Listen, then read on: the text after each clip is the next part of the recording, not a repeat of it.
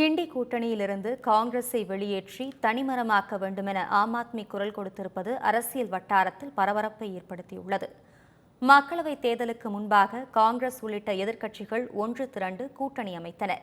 அதற்கு இண்டி என்றும் பெயரிட்டது.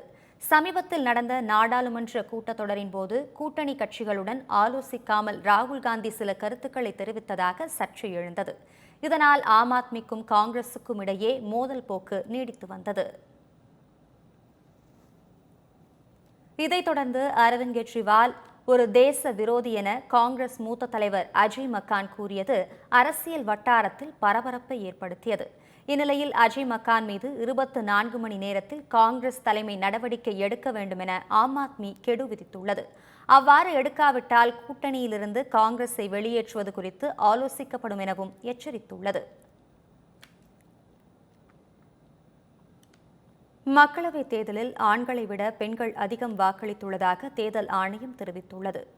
தேர்தல் ஆணையம் வெளியிட்டுள்ள அறிக்கையில் 2024ஆம் ஆண்டு மக்களவைத் தேர்தலில் மொத்தம் 64,64,00,000 வாக்காளர்கள் வாக்குகளை பதிவு செய்ததாகவும், இதில் ஆண்கள் 65.55% பேரும் பெண்கள் 65.78% பேரும் வாக்களித்துள்ளதாகவும் தெரிவிக்கப்பட்டுள்ளது.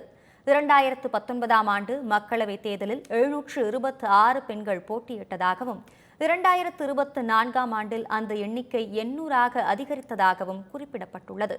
மக்களவைத் தேர்தலில் 12,459 பேர் வேட்புமனு தாக்கல் செய்ததாகவும், அதில் 86% பேர், அதாவது 7,190 பேர் டெபாசிட் இழந்ததாகவும் தேர்தல் ஆணையம் தெரிவித்துள்ளது.